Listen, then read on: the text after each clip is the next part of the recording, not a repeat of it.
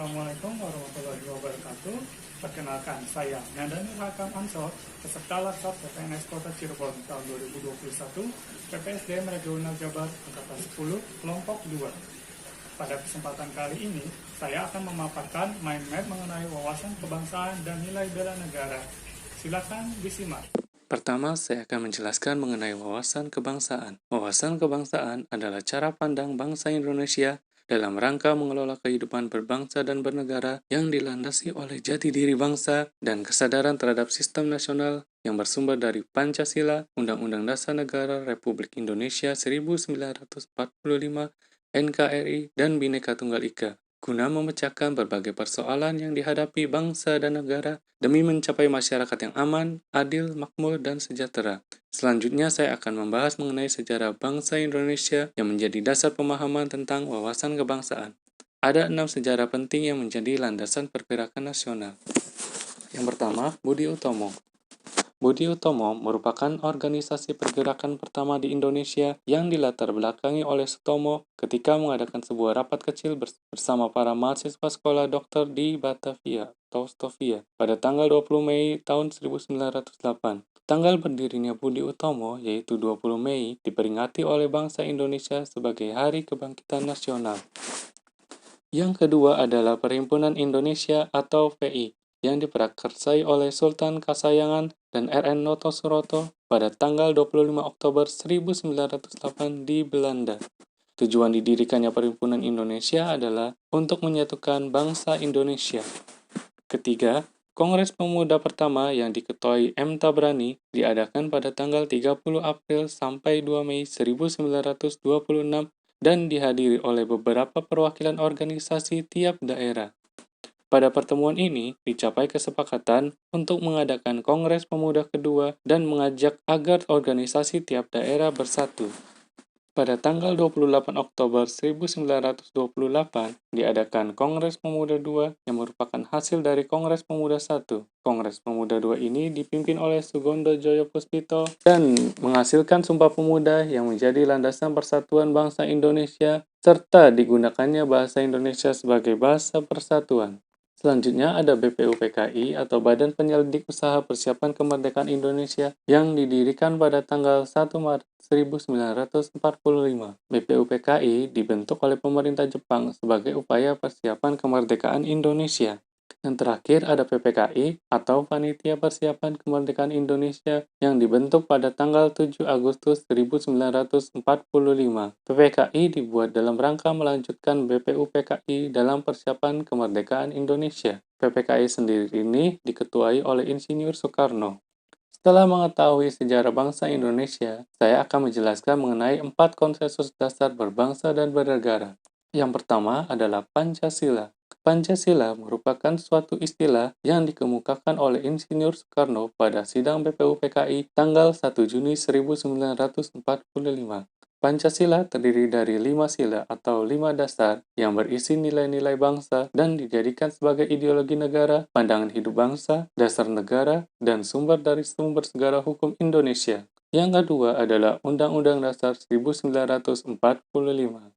Undang-Undang Dasar 1945 disahkan pada sidang PPKI yang pertama, yaitu pada tanggal 18 Agustus 1945.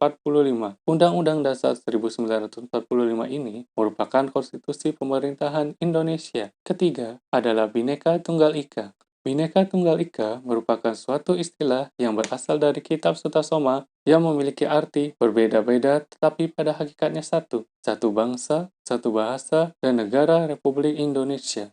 Keempat, NKRI atau Negara Kesatuan Republik Indonesia. NKRI yang lahir pada tanggal 17 Agustus 1945 memiliki tujuan yang tercantum dalam pembukaan Undang-Undang Dasar 1945 alinea 4, yaitu melindungi segenap bangsa dan seluruh tumpah darah Indonesia, memajukan kesejahteraan umum, mencerdaskan kehidupan bangsa, ikut melaksanakan ketertiban dunia berdasarkan kemerdekaan, perdamaian abadi, dan keadilan sosial. Terdapat 4 identitas nasional yang dimiliki oleh Indonesia. Yang pertama adalah bahasa. Bahasa negara Indonesia adalah bahasa Indonesia yang pertama kali disampaikan dalam Sumpah Pemuda pada Kongres Pemuda kedua. Bahasa Indonesia dijadikan sebagai bahasa persatuan dan bahasa resmi negara Indonesia. Yang kedua adalah bendera. Bendera negara Indonesia adalah bendera sangsaka merah putih yang berbentuk 4 persegi panjang dengan bagian atas berwarna merah dan bagian bawah berwarna putih dengan ukuran yang sama. Bendera sangsaka merah putih pertama kali dikibarkan pada Proklamasi Kemerdekaan Indonesia tanggal 17 Agustus 1945 di Jalan Pegangsaan Timur nomor 56 Jakarta. Ketiga adalah Lambang Negara Kesatuan Republik Indonesia, yaitu Garuda Pancasila, yang kepalanya menoleh lurus ke sebelah kanan dengan perisai berupa jantung yang digantung dengan rantai pada leher Garuda dan semboyan Bhinneka Tunggal Ika yang ditulis di atas pita yang dicengkram oleh Garuda. Keempat adalah lagu kebangsaan NKRI yang selanjutnya disebut lagu kebangsaan, yaitu lagu Indonesia Raya. Lagu Indonesia Raya pertama kali diperdengarkan melalui instrumen biola oleh W.R. Supratman pada Kongres Pemuda kedua pada tanggal 28 Oktober 1928. Setelah membahas wawasan kebangsaan, selanjutnya akan dibahas terkait bela negara. Bela negara secara definisi adalah tekad, sikap, dan perilaku, serta tindakan warga negara, baik secara perseorangan maupun kolektif, dalam menjaga kedaulatan negara, keutuhan wilayah, dan keselamatan bangsa dan negara, yang dijiwai oleh kecintaannya kepada Negara Kesatuan Republik Indonesia yang berdasarkan Pancasila dan Undang-Undang Dasar Negara Republik Indonesia tahun 1945 dalam menjamin kelangsungan hidup bangsa Indonesia dan negara dari berbagai ancaman. Berdasarkan Undang-Undang Nomor 23 Tahun 2019 tentang Pengelolaan Sumber Daya Nasional untuk Pertahanan Negara, Pasal 7 Ayat 3, nilai dasar bela negara meliputi cinta tanah air, sadar berbangsa dan bernegara, setia pada Pancasila sebagai ideologi negara, rela berkorban untuk bangsa dan negara, serta kemampuan awal bela negara. Dalam rangka mencapai tujuan nasional, sebagaimana tercantum dalam alinea keempat pembukaan Undang-Undang Dasar tahun 1945, maka ASN atau aparatur sipil negeri harus memiliki nilai-nilai bela negara agar menjadi ASN yang profesional, bebas dari intervensi politik, bersih dari KKN, dan mampu menyelenggarakan pelayanan publik bagi masyarakat dan mampu menjalankan peran sebagai perekat persatuan dan kesatuan bangsa. Berikut upaya dan usaha bela negara yang dapat dilakukan ASN berdasarkan nilai dasar bela negara. Yang pertama, menjaga nama baik bangsa dan negara, serta sedia mengabdi kepada negara dan rakyat Indonesia, mentaati, melaksanakan, dan tidak melanggar peraturan yang berlaku di NKRI. Yang selanjutnya, mengamalkan nilai-nilai Pancasila dalam kehidupan bermasyarakat. Yang keempat, berpartisipasi aktif dalam pembangunan nasional. Dan yang terakhir, selalu menjaga kesehatan dan rajin menerapkan pola hidup sehat dalam kehidupan sehari-hari. Sekian mind map wawasan kebangsaan dan bela negara dari saya. Semoga bermanfaat.